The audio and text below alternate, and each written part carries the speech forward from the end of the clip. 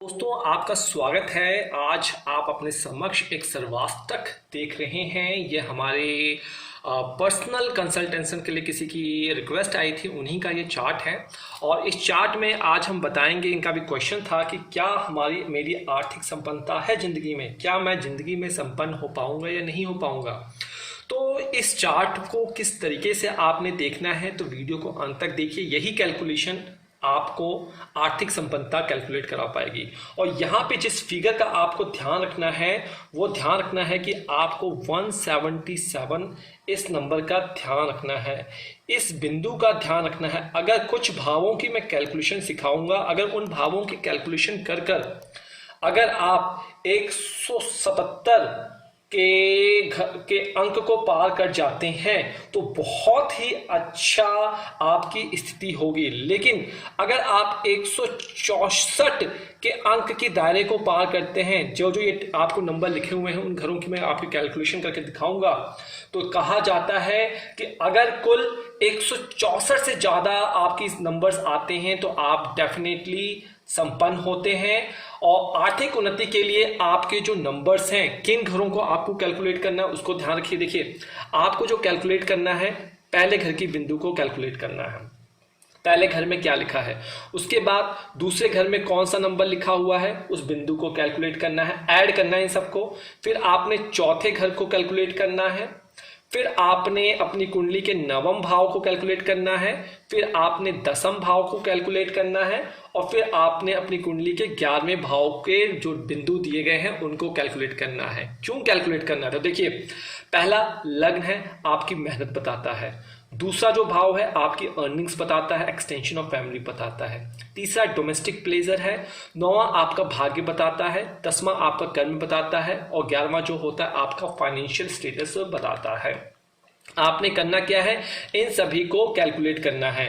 तो मैं यहाँ पे नंबर लिख रहा हूँ, आप ध्यान से देखिएगा।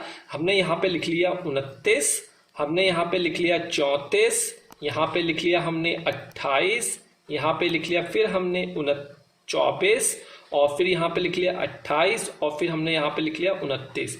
और अब हम इनका पूरा जोड़ करेंगे, पूरा सम करेंगे कि कितना सम इनका आता है। तो आपने इनका सम करना है, और सम करने के बाद आपने देखना है क्या ये चीजें यहाँ पे निकल के आती हैं। तो 9, 8, 17, 17, 18, 19, 20, 21, 21, 8, 29, 29, 30, 31, 32, 33, 33, 34, 35, 36, 37, 38, 39, 40, 41 और 42। 42 2 आ गया, और 4 आपने यहाँ पे कैरी फॉरवर्ड कर लेना है। तो 4 2 6, 7 8 9, 10 11, 12 13, 14 15, 16 17। तो ये आ गया 172। तो मिनिमम क्या रिक्वायरमेंट थी, मैंने कहा था कि 164 के दरमियान अगर वैल्यू आती है, या 164 से ज़्यादा वैल्यू आ जाती है, जैसे यहाँ पे आपको दिख रहा है 172 दिख रहा है, जो कि 164 से बहुत ही ज़्यादा है। इसका कहने का मतलब ये हुआ कि भाई आपको लग्न से पहले दूसरे, चौथे, 9वें, 10वें और 11वें घरों के बिंदुओं को जोड़ना है।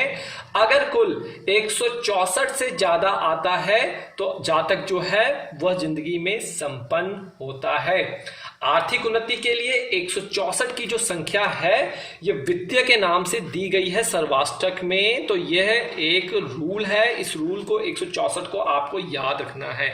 कब मिलेगा, इसके लिए दशा, अंतरदशा व गोचर इन भावों में होगा, तो आपको इसका रिजल्ट देखने को अवश्य ही मिलेगा। तो 164 की संख्या वित्तीय संख्या के नाम से जानी जाती है, तो आपको इन चीजों का ध्यान रखना है। तो अब आगे आने वाली वीडियो में ये जितने भी भाव हैं, यहाँ से हम आपको बताएंगे कि आपको कौन से सेक्टर की जॉब करनी चाहिए, क्या आपको जॉब करनी चाहिए, बिजनेस करना चाहिए, क्या आप जिंदगी में एंटरप्रेन्योर बनेंगे या फिर सेवक ही बनकर रह जाएंगे। तो आगे आने वाली वीडियो का इंतजार कीजिए, तब तक के लिए इजाजत दीजिए। नमस्कार, जय माता दी।